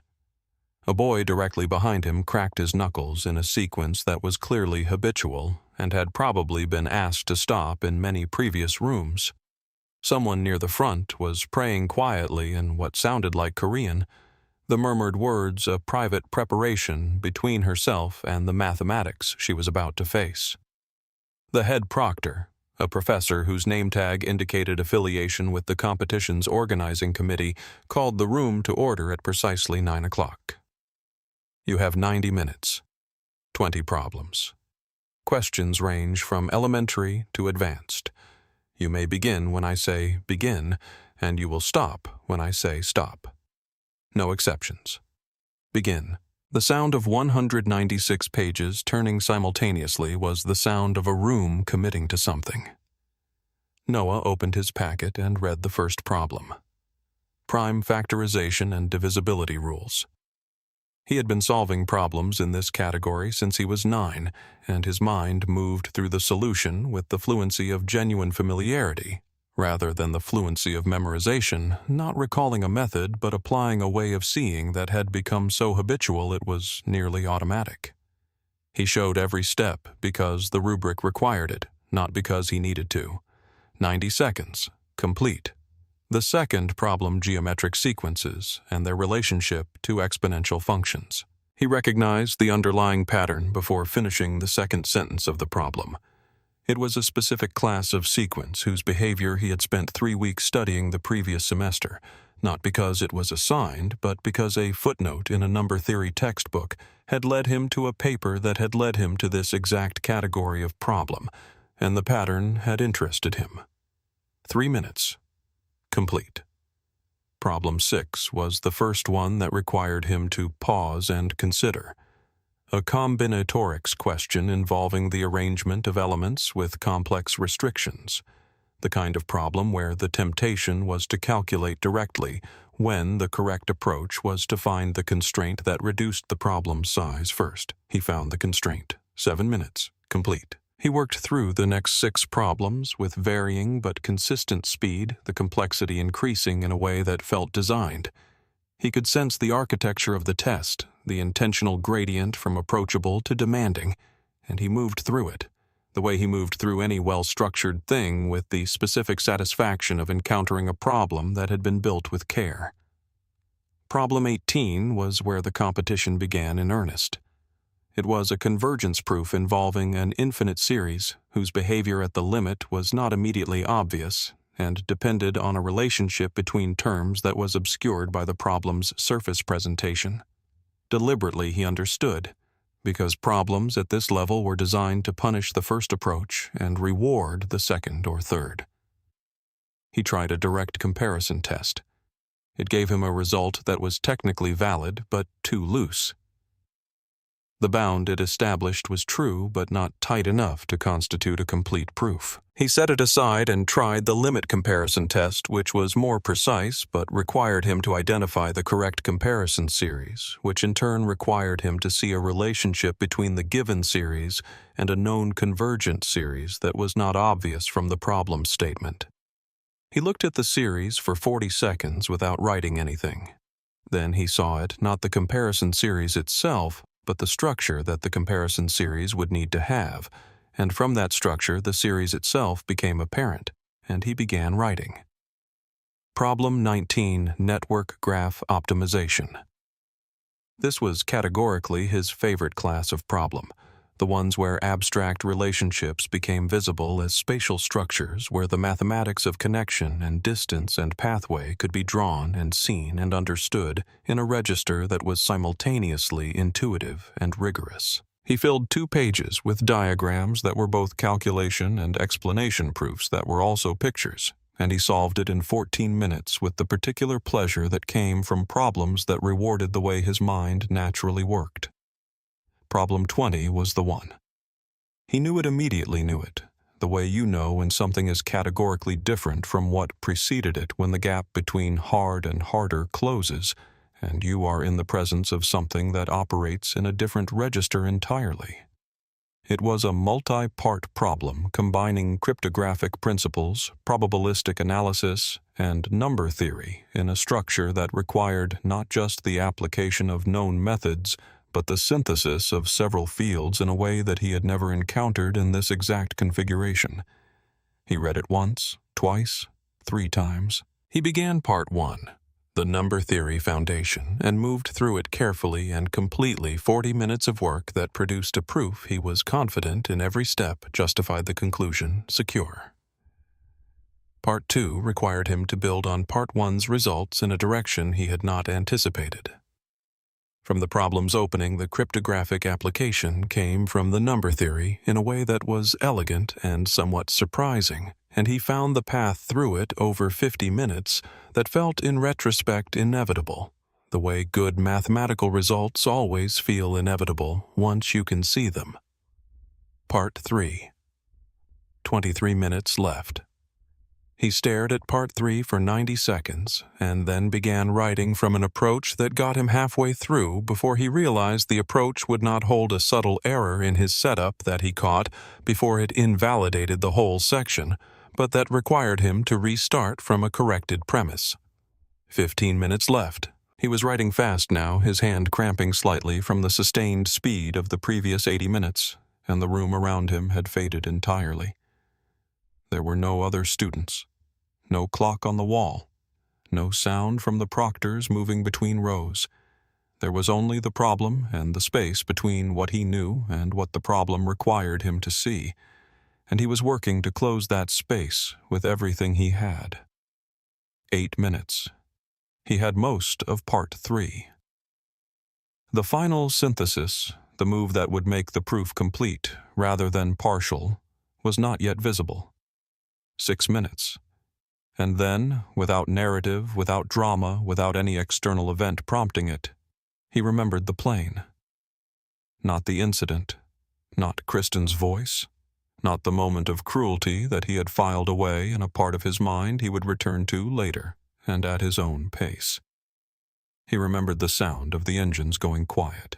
He remembered the specific fact of the plane holding still at the gate while the world waited, and the feeling not an emotion exactly, but something that occupied the space where emotions lived in him, the feeling of being worth stopping for.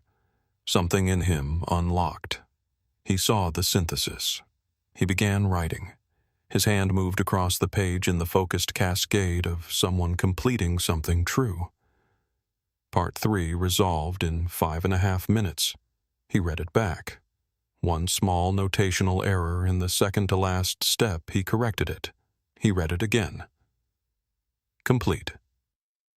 Time, the proctor said, and 196 pencils went down simultaneously, and the room came back into existence around Noah Carter, and he sat for a moment with his hands flat on the desk and his eyes closed and breathed. The first-round scores were calculated over 2 hours, while competitors ate lunch in the convention center's main hall, and Diane ate almost nothing and walked in small circles near the window overlooking the river, checking her phone for the 6th time every 15 minutes, with the particular compulsive anxiety of someone waiting for news that will either justify or destroy the hope they have been carefully maintaining.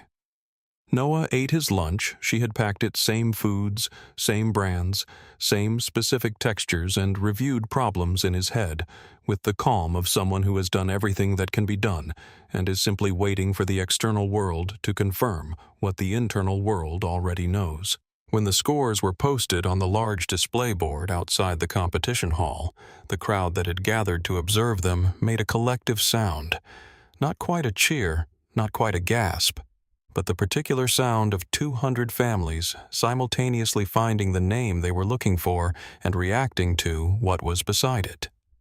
Diane found Noah's name in approximately 3 seconds because she had been scanning boards for his name since he was 7 years old, and she had the specific skill of a person who has practiced it across many different formats and many different stakes. His score placed him in the top 50. He would advance to the final round. She cried.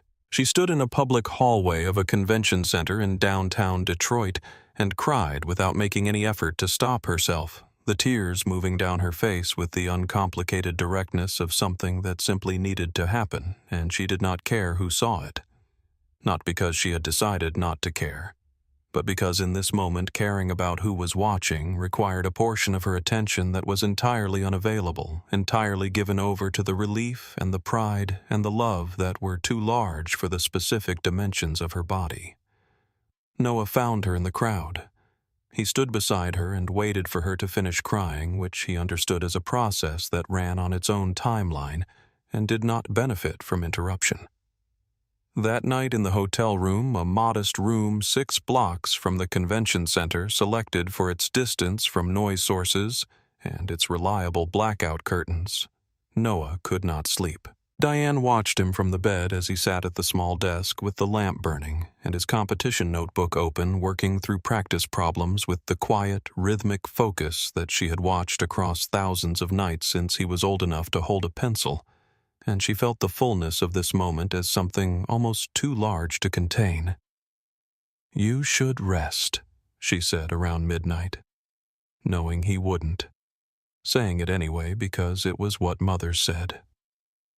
"I'm not tired," he replied, which was true in the specific sense that his body was not producing the physiological signals associated with the need for sleep, even though it had been an extraordinarily demanding day by any measure. She sat up. "Are you nervous about tomorrow?" A pause.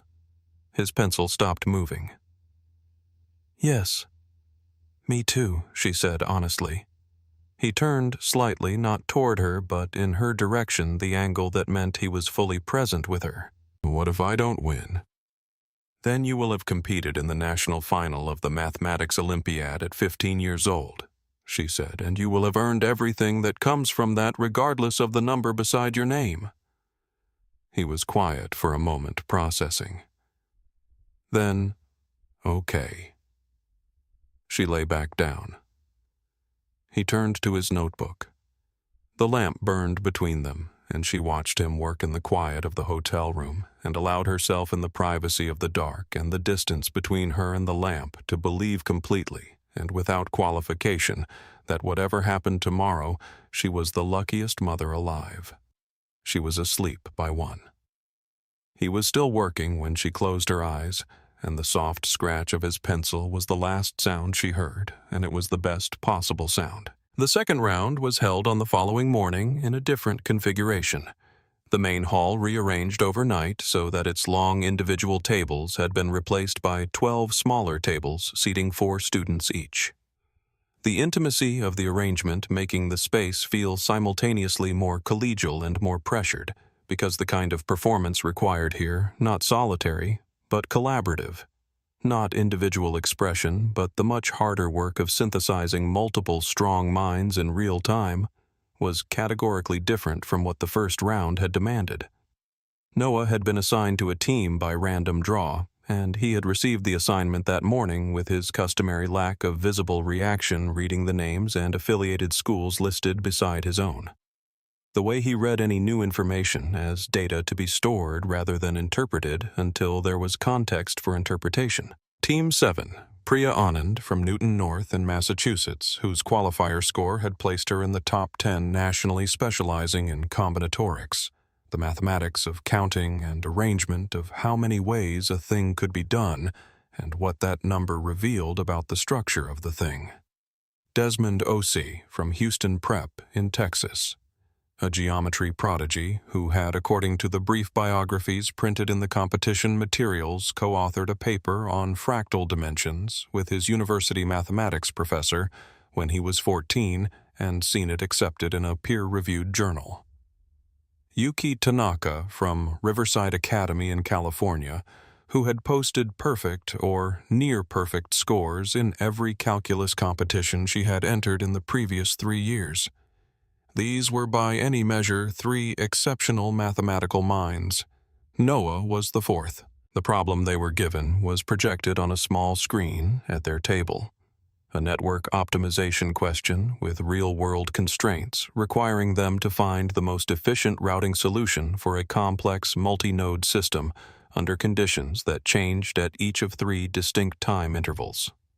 It required calculus for the optimization work, linear algebra for the network representation, and creative problem-solving to handle the constraint changes without solving 3 entirely separate problems in the available time. The first 10 minutes were the most interesting and the most difficult. Priya opened with a proposal, Lagrange multipliers, for the optimization portion, which was the standard approach and sound, and she explained her reasoning clearly and quickly in the manner of someone who had spent years competing and was accustomed to working with partners at her level. Desmond proposed a geometric representation of the network that would, he argued, make the constraint changes visually tractable a different entry point, not contradicting Priya's approach, but complementing it from a different direction. Yuki wanted to start with the calculus and work backward from the boundary conditions, which was defensible and possibly faster. 3 approaches, all valid, none of them individually sufficient. Noah listened to all 3 without interrupting. He ran each approach through the problem, mentally testing where it would succeed and where it would reach a limit, and then he ran all 3 together, not in sequence but simultaneously, and found the place where they connected. "What if we use all 3?" he said. His voice was quiet, not tentative, just quiet, the voice of someone who doesn't need volume to be heard. Lagrange multipliers for the optimization. Because Priya is right. Desmond's geometric mapping to handle the constraint transitions, because the network visualization makes it trackable across the 3 time intervals. Yuki's calculus framework to verify the boundary conditions at each transition point. He paused. They fit together. They're solving different aspects of the same underlying structure. The 3 of them looked at each other. Then they looked at the problem. Then they looked back at Noah. That could work, Yuki said slowly, her voice carrying the specific quality of a person whose mind is already several steps ahead, testing an idea that is holding up under examination. But we'd need to verify that the constraint functions are differentiable at the critical transition points or the optimization breaks down. I'll run that verification, Noah said, if you set up the linear algebra structure for the network. They worked. The next 50 minutes were something Diane waiting in the lobby would not have been able to watch even if she'd been allowed inside because the intensity of it would have been too much. Not because anything dramatic happened, but because the quality of the focus in that room was overwhelming in its own quiet way. The particular overwhelming of watching something become what it was supposed to be. Priya worked the Lagrange multipliers with the fluency of someone who had done this hundreds of times, her notation compact and precise. Desmond mapped the network with large, clear diagrams that made the abstract structure visible to all 4 of them simultaneously.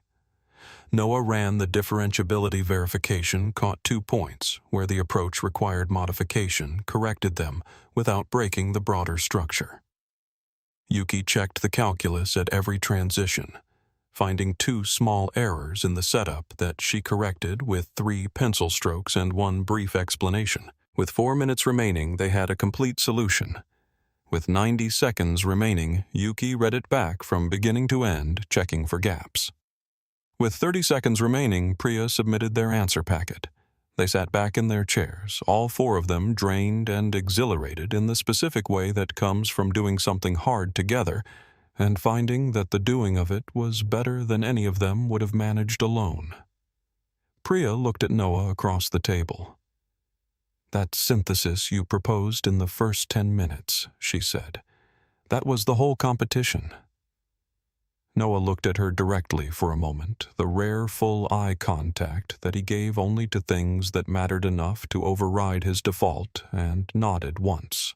The 50 finalists were assembled in the convention center's main auditorium at 2 o'clock in the afternoon, a space significantly larger and more formally configured than the competition hall individual desks with privacy dividers. Professional lighting cameras positioned at the room's perimeter to document the competition for the Olympiad's archives and educational outreach materials. The problem was displayed on a screen at the front of the room large enough to be read clearly from every desk. It was about cryptographic algorithm design. Specifically, it asked competitors to prove a theorem about the distribution of prime numbers in certain arithmetic progressions. Then use that theorem to construct a specific class of cryptographic algorithm, then prove the algorithm's security properties using abstract algebra, and then analyze the computational complexity of breaking the algorithm using probabilistic methods. It was 4 parts each, dependent on the previous, and it was presented with the specific clarity of a problem that knows exactly what it is asking and has no mercy for the people being asked.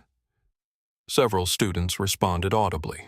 A boy in the second row said something under his breath in a language Noah didn't recognize. A girl, 3 desks to his left, made the slightly hysterical sound of someone confronting the impossible and finding it so completely impossible that there was something almost funny about it, the way extreme things sometimes are. Noah read the problem 3 times each pass, building his understanding of its structure from the surface down toward the underlying logic.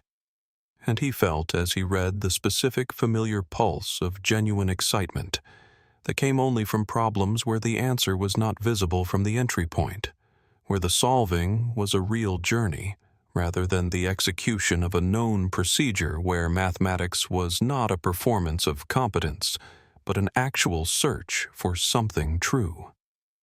This was where his mind felt most alive.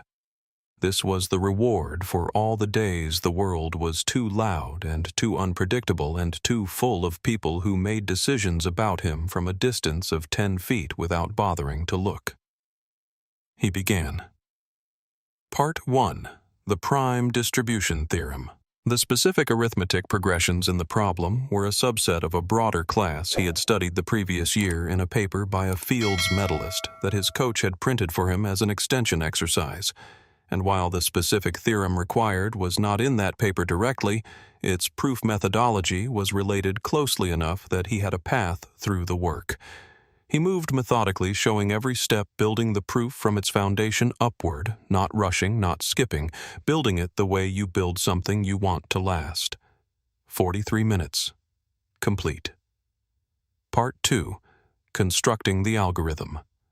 This was the moment where pure mathematics became applied, where the theorem he had just proven became the blueprint for something that could in principle be used. He filled pages, not the neat, compressed notation of his first-round work, but the messier, more exploratory writing of someone finding something in real timelines, crossed out and rebuilt approaches, tested and discarded the visible record of a mind working at the edge of what it knows. He found the right construction at 58 minutes.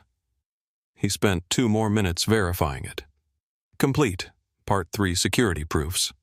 This required group theory, the abstract algebra branch that dealt with mathematical structures defined by their operational symmetries, and it was material Noah had studied independently, going significantly past any curriculum that had been offered to him, because the paper trail of his own curiosity had led him here through a series of connections that no teacher had mapped out for him. He worked through the required proofs with the specific confidence that came from actual knowledge rather than approximation. 49 minutes. Complete. Part 4 was where the room changed. He looked at it with 25 minutes remaining and understood immediately that it was designed to require a conceptual connection that was not available from within the problem itself, that it required bringing something in from outside, some prior knowledge or insight that would bridge the gap between what parts 1 through 3 had established and what part 4 was asking. Without that bridge, the problem was inaccessible. With it, it was solvable. He tried one approach. It got him through the first half of the analysis and then stopped. Not wrong exactly, but insufficient, unable to produce a tight enough bound to constitute a complete proof. He tried a second approach from a different angle. 20 minutes left. This one was more promising but required a lemma he couldn't prove quickly enough to use it within the available time. 17 minutes. He sat back, not physically, but mentally, the interior movement of a mind that is stepping away from a problem to gain a different angle on it, and he let the problem exist at a slight distance for 30 seconds, not pushing against it but waiting. 15 minutes. The memory came from nowhere, specific as memories do not triggered by any element of the problem itself, but simply present. Arriving the way things arrive when the mind is simultaneously fully occupied and slightly open. The smooth number distribution theorem, a result he had encountered in a research paper 8 months ago while looking for something else entirely. A paper whose main result had not seemed immediately relevant to anything he was working on at the time and which he had filed into memory more from habit than intention. It was relevant now. The theorem described the frequency of integers whose prime factors were all relatively small, smooth numbers and its relationship to the distribution theorem he had proven. In Part 1 created a constraint on the attack complexity that was exactly what Part 4 was asking him to quantify. The bridge existed. He had built it without knowing he was building it 8 months ago in a library after school on a Tuesday reading a paper no one had assigned him. He began writing with 12 minutes remaining, and his hand was cramping from 5 hours of accumulated work, and the writing was fast and slightly less neat than his earlier work, but no less precise, and the analysis built itself page by page. The probabilistic argument establishing the expected time bound the smooth number constraint closing the proof, and he was aware somewhere behind the working part of his mind of the particular quality of this moment. The way this single competition had required something from every part of him, the number theory he had studied alone, the group theory he had found through his own curiosity, the half-remembered paper from a Tuesday afternoon, all of it converging in this room, at this desk, under these lights, at this exact moment in his life. He finished Part 4 with 40 seconds remaining. He read his work back Part 1, complete and correct. Part 2, complete and correct. Part 3, complete and correct. Part 4. He found one notational error in the second-to-last step, a subscript written incorrectly that would confuse a reader, even though the underlying mathematics was sound. He corrected it with 15 seconds remaining. Time, the proctor said. 196 pencils went down in the first round. Here 50 did. But the sound was the same, the sound of a room full of people releasing something they had been holding. Noah set his pencil down and placed both hands flat on the desk and closed his eyes and breathed.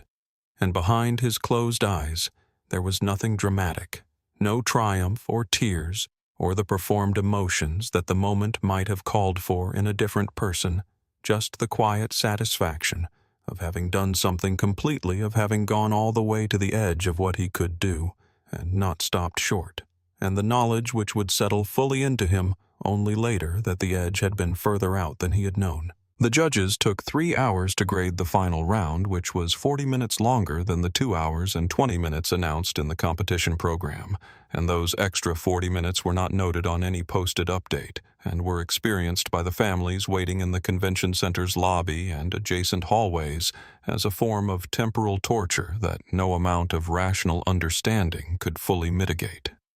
Diane stopped pretending to read her phone at some point in the second hour and started simply moving slow circuits of the lobby out to the mezzanine, back to the lobby, a pattern that a nearby security guard eventually came to recognize well enough to nod at her on each pass, with the particular sympathy of someone who has watched many people wait for important things in this building and understands what the waiting costs. Noah sat in a chair near the window with his headphones on and his eyes closed and his hands still in his lap, the specific stillness of a mind that has exhausted its available fuel for active thought and has entered the recovery state that follows maximal exertion, the state that looked from the outside like calm, but was actually something closer to temporary depletion.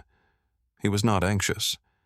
He was simply empty in the specific and appropriate way of someone who has given everything and is now waiting for the world to respond. Other families occupied the lobby in their own configurations of hope and anxiety. Parents clustered in quiet groups, sharing the particular solidarity of strangers who have been brought together by the same extraordinary situation and find in proximity a comfort that does not require explanation. Students from earlier rounds compared approaches in low voices, the post-competition conversation that was simultaneously collaborative and careful, everyone wanting to share what they had done, while everyone also understanding that the sharing might reveal an error that had not yet been confirmed. Coaches from the elite programs moved through the space with the assessment energy of professionals whose job was to identify talent for recruitment, and they moved through it with the practiced efficiency of people who had been doing this for years, and they moved through the section where Diane sat without stopping, the particular way that people move through spaces they have already decided contain nothing they are looking for. A woman from one of the private academy programs, a coach with an institutional affiliation badge, and the polished confidence of someone who expected to see familiar names at the top of the results, stopped near the chair where Noah was sitting with his eyes closed and his competition packet in his lap. And she looked at his materials, and she saw Lincoln Charter printed on his registration, and she moved on without stopping. And Diane watched her go and did not say anything and stored the moment in the particular archive of her life where she kept the ones that would matter most in retrospect.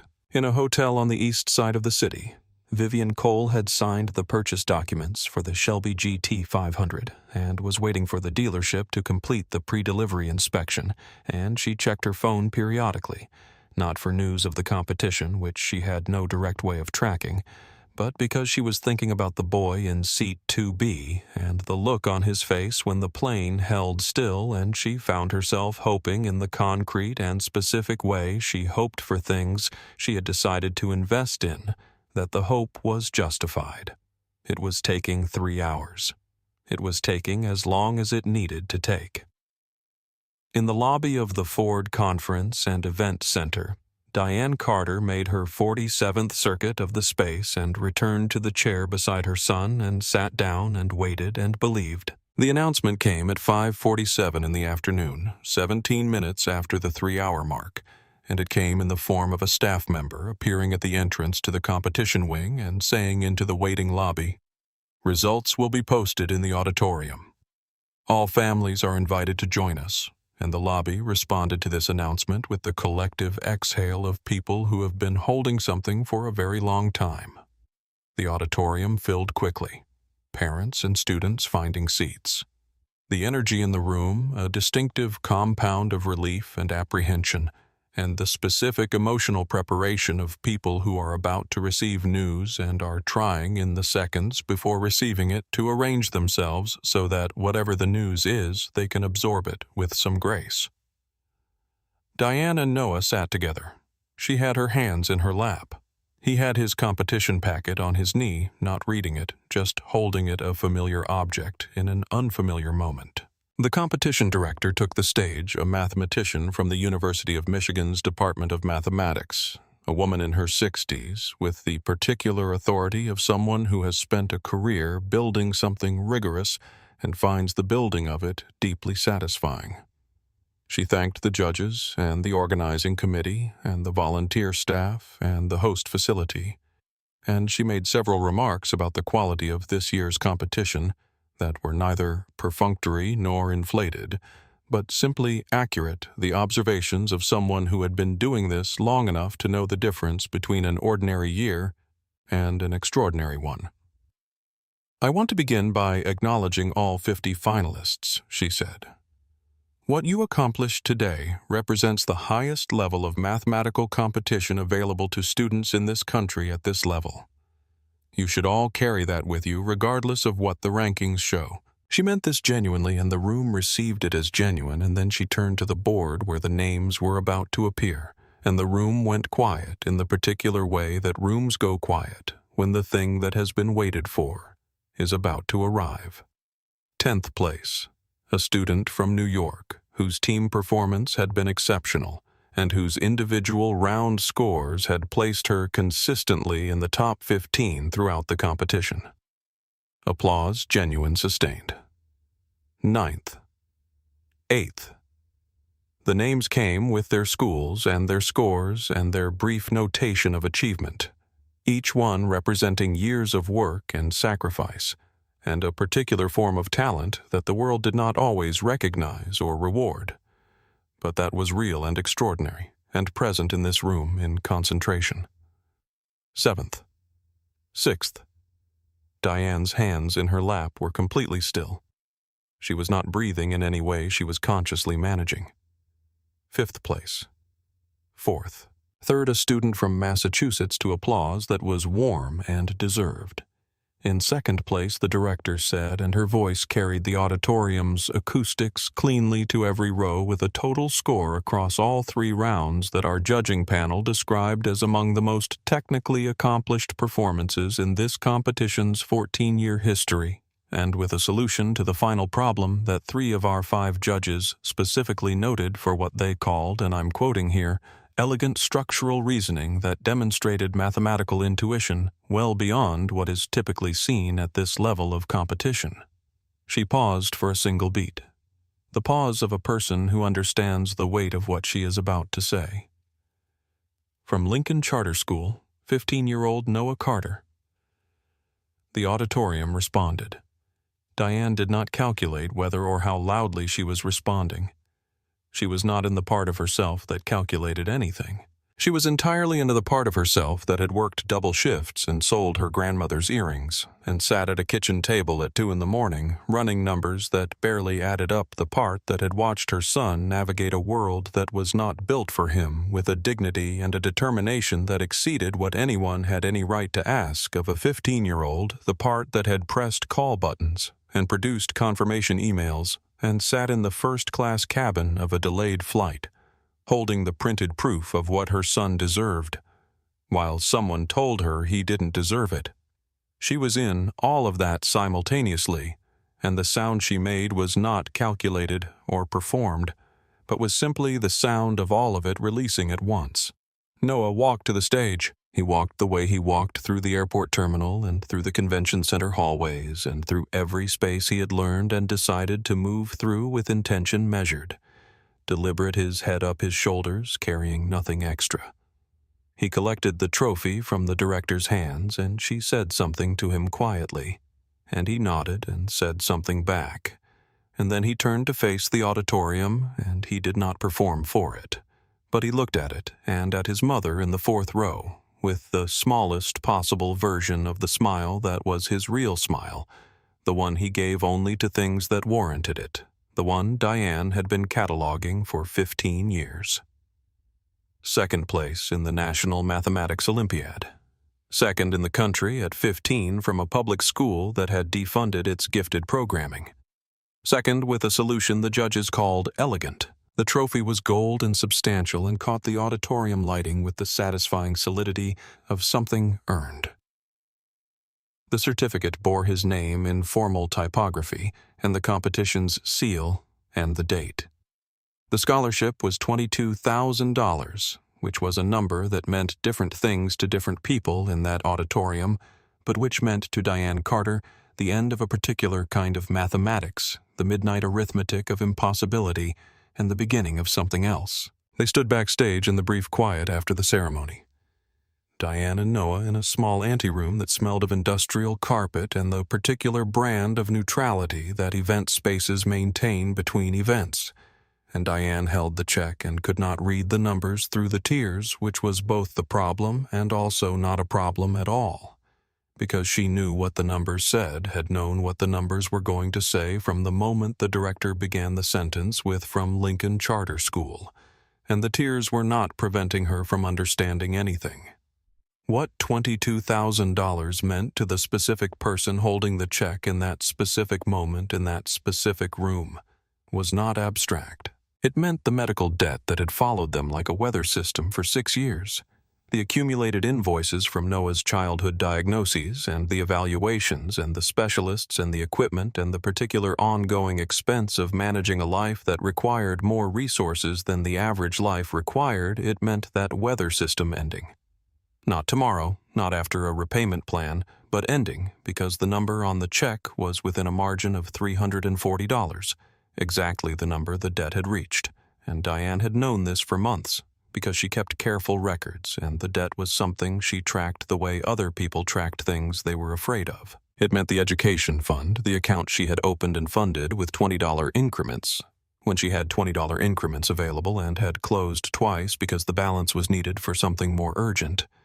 It meant that account reopened and real funded at a level that allowed for actual planning, rather than the aspirational fiction that small periodic contributions had always been. It meant Sunday mornings with a different quality. It meant buying groceries without doing the subtraction in her head. It meant a specific kind of relief that people who have never needed it do not understand and cannot be explained to in terms that fully translate.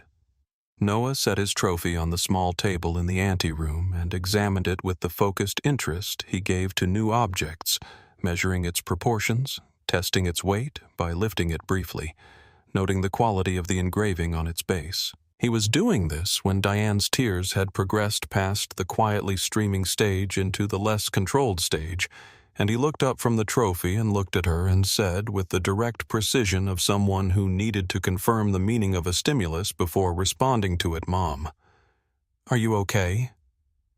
She laughed. It came out before she could prepare it into any particular form, just the unguarded laughter of someone whose body has run out of the containers it usually uses for large emotions and has moved to a different register entirely. "Baby," she said, "I am so much more than okay."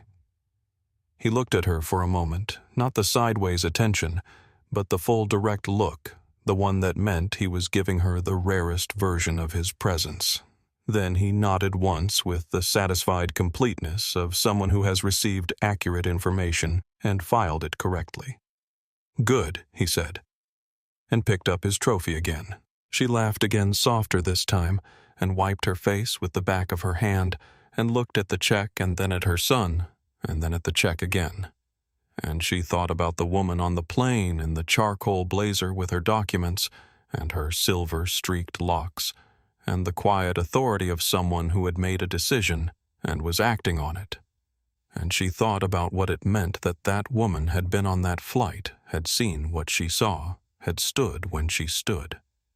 She thought about it, and then she put the check carefully in her bag beside the manila folder labeled Noah's Shot, which she had carried with her this entire trip, and which now contained, in addition to everything it had contained when she made it, the evidence that the shot had landed exactly where she had aimed it. 3 weeks after the competition, the bedroom in their apartment had changed in small but specific ways that made it look depending on which direction you approached it from, like either the same room it had always been or a fundamentally different space. The walls still had the graph theory diagrams accumulated over 3 years, the ones he had never taken down because they were unfinished, and he returned to them periodically with new ideas. The whiteboard still had partial proofs in various stages of completion. The basketball trophy was in its place on the shelf, but beside it now stood the gold competition trophy from the National Mathematics Olympiad, which was both heavier and taller than the basketball trophy, and caught the light from the window in the late afternoon at an angle that made it visible from the hallway. The desk had changed most significantly. It was now covered with materials that had not existed before the trip to Detroit, acceptance confirmations from summer mathematics programs at 2 universities, outreach, emails from the mathematics departments at 3 others, a printed scholarship application with Vivian Cole's foundation letterhead that listed Noah's name in the recipient field already filled in a formality Vivian had specified in her message to Diane, meaning the funding was already allocated and the application was a procedural requirement rather than a competition. Noah sat at the desk on a Tuesday evening working through a problem set from a graduate-level number theory textbook that one of the university outreach contacts had recommended, and he was not thinking about the competition or the plane or any of the events of the previous month, in the sense of actively thinking about them. He was thinking about the problem set, which was demanding and interesting and was leading him toward a class of functions he had not encountered before, and which he was finding genuinely exciting in the specific way that new mathematical territory was always exciting. But the plane existed in him now in a way it had not before. Not as memory in the conventional sense, not something he revisited or narrated to himself, but as a kind of foundational fact, a piece of knowledge about the world and his place in it that had been installed at a level deeper than conscious thought. The fact that the plane had stopped. The fact that someone with the power to stop it had chosen to do so. The fact of being worth stopping for, not because of what he had accomplished or what he was going to accomplish, but simply because he had needed it, and that had been enough. On the days when the work was hard and the problems didn't resolve and the world outside his window was loud in ways he couldn't filter, and the distance between what he needed and what he was getting felt very large. He reached for that fact the way you reach for something solid in the dark, and it held. In the margin of his competition notebook, the notebook he had carried to the Olympiad, and back now slightly warped from being held against his chest through airports and hotel corridors and the lobby of the convention center. During 3 hours of waiting, he had written something in his small, precise handwriting, sometime in the days after they returned home. He had not shown it to anyone. It was not meant to be shown. It was for him, a note from himself, to himself, the kind of thing a person writes not to communicate, but to confirm. I belong everywhere I choose to be. 3 weeks after the competition, Diane Carter and Noah sat across a small table from Vivian Cole in a coffee shop in downtown Detroit, a corner place that Vivian had chosen for its specific combination of low ambient noise and distance from the windows, details she had mentioned briefly when proposing the location, and which Diane had recognized with gratitude as something Vivian had chosen deliberately with Noah in mind. Vivian was wearing a different blazer from the one on the plane.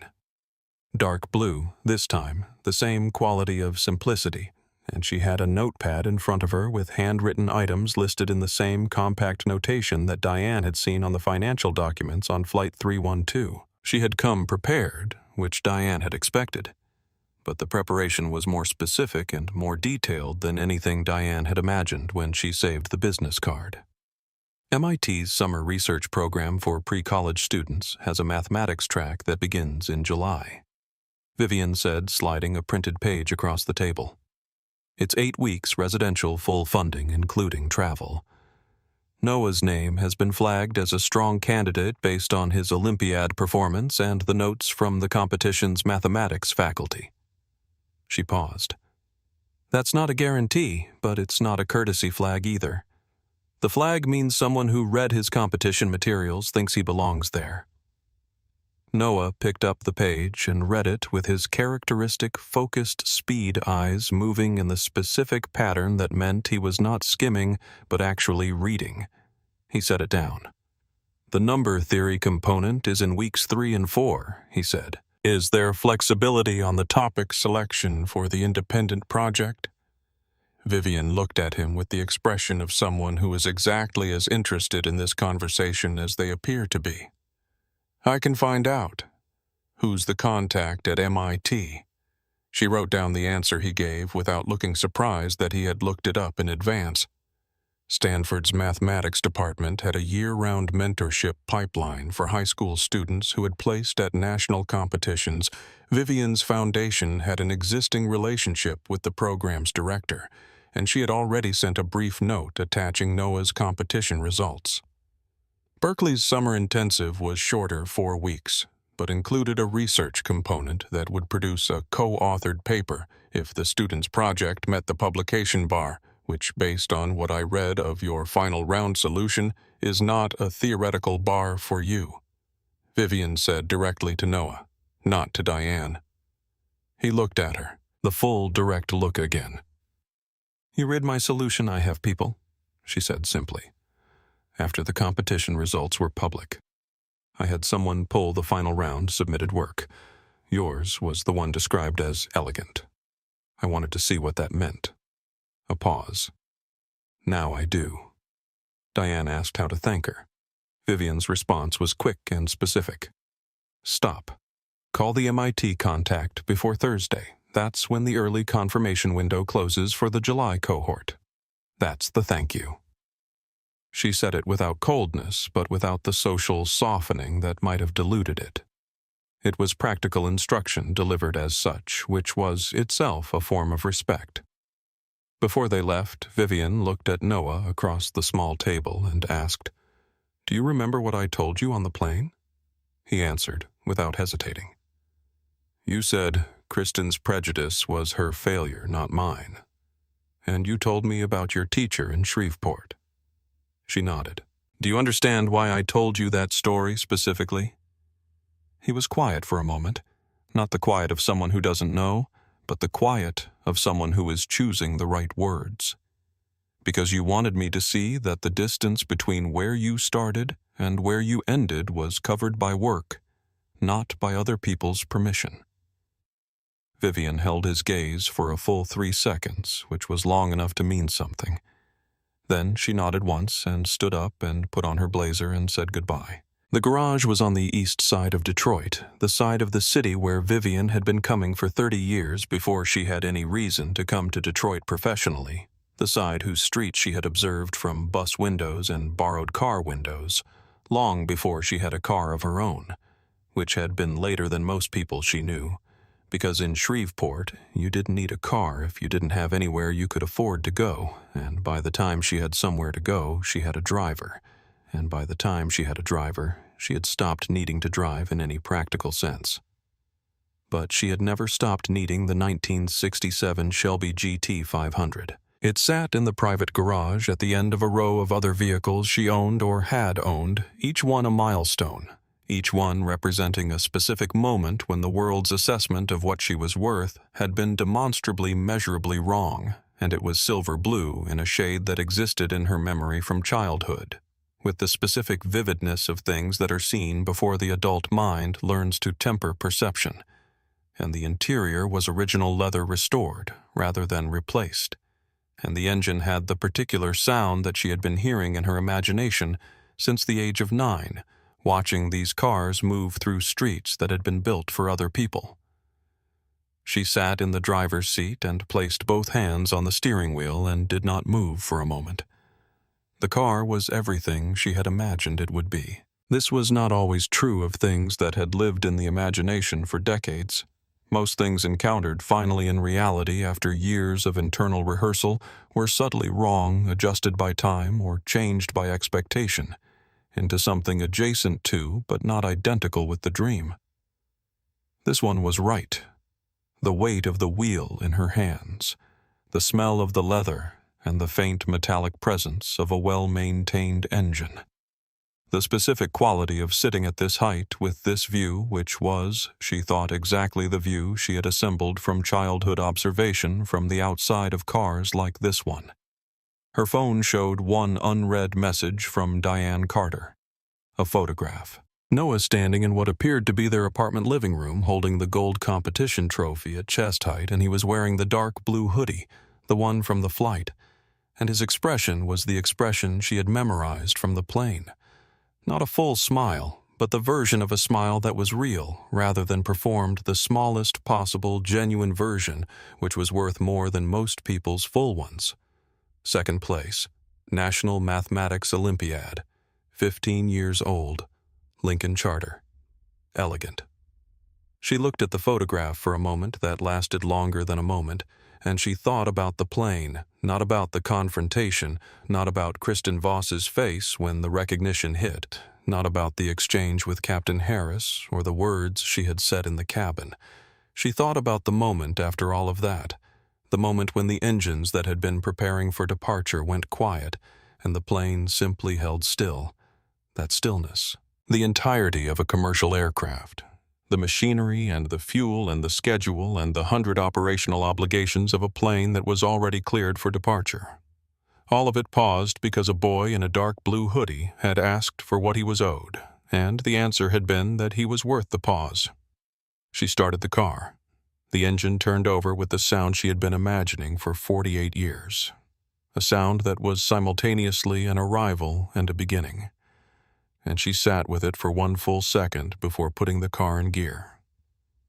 And then she pulled out of the garage and onto the street. And the street was a street she knew in a city she had watched build and lose and rebuild. And the evening light was coming across the river at the angle she liked. And ahead of her was the rest of the city and the rest of everything that came after this day. She drove through the streets of Detroit. Somewhere across the city, a boy with a trophy on his desk and a notebook in his lap was already working on the next problem. If this story moved you, if you believe that dignity is not earned but owed, that extraordinary minds deserve extraordinary chances, and that the right person at the right moment can stop the whole machine for someone who needs it, subscribe to our channel. Share this story. Let it remind you that you have more power to change someone's day, someone's life, than you might think. Be the person who stands up. Be the person who goes first. What would you have done on that plane? Share your thoughts in the comments. We read every one.